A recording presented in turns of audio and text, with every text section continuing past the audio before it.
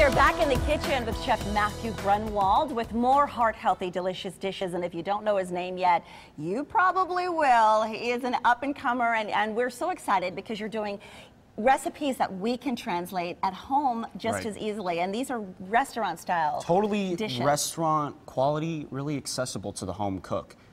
And so ridiculously flavorful. Delicious.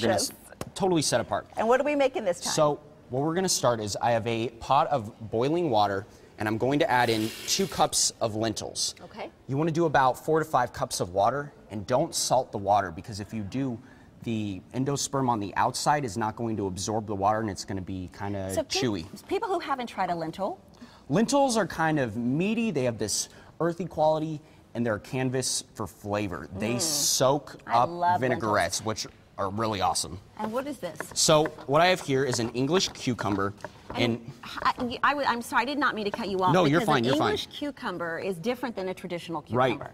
Right. And how does it taste? It's a little naturally sweet, and it has half the amount of seeds as a regular cucumber. Here, we'll both taste one.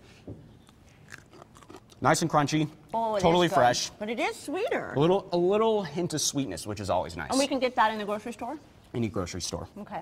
So what I have here is a screaming hot pan, oil to coat the bottom. I went ahead and seasoned my chicken breast. Now, as you can see, I only seasoned the side where the skin used to be. This is your presentation side. So why do you only season that? It's going to create this barrier of flavor if you only put it on one side, and because we're adding so much vinaigrette to the salad later, we don't want it to be too astringent. Okay, that's a good tip. Add in both our chicken breasts. We're gonna reduce the heat to medium. You want to initially start with a screaming hot pan. The caramelization on the exterior is what it's all about. I'm also gonna hit it with some fresh ground black pepper.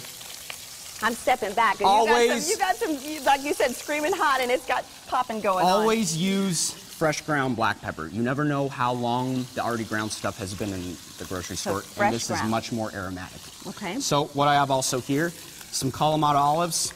Boom, easy. Took them out of the jar, drained them.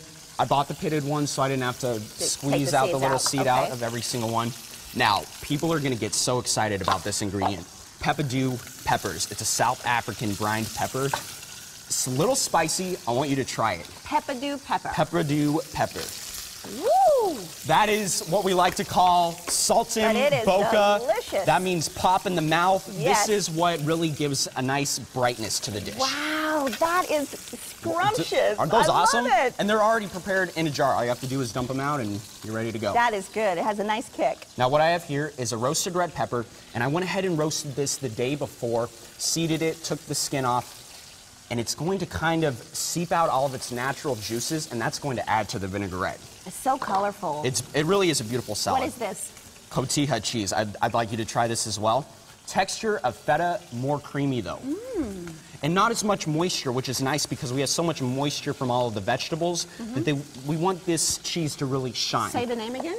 This is cotija. Cotija, okay. Now, what I have here is some flat leaf parsley. I'll take all that. Awesome, thank you so much. I'll help you out.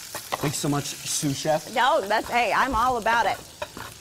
These peppadew peppers rock, don't they? Oh gosh, those are really good. I love it. So what I have here is some Italian parsley. I like Italian parsley more than flat leaf, not because of the flavor, but because it has little kind of hooks, and that's gonna hold on to the vinaigrette. Super simple vinaigrette. We have some white balsamic, which is just as sweet as red balsamic, but it doesn't ruin the color, because we want that nice white from the cotija. It looks so good, and it's so colorful. Little extra virgin olive oil, only the best. I always like to buy low acidity extra virgin olive oil also because it's not as bitter. Okay. So just look for a little percentage on the back, and the lower it is, the better. The lower the better, okay. Little kosher salt. Heirloom tomato, gonna dice this up nice and rustically.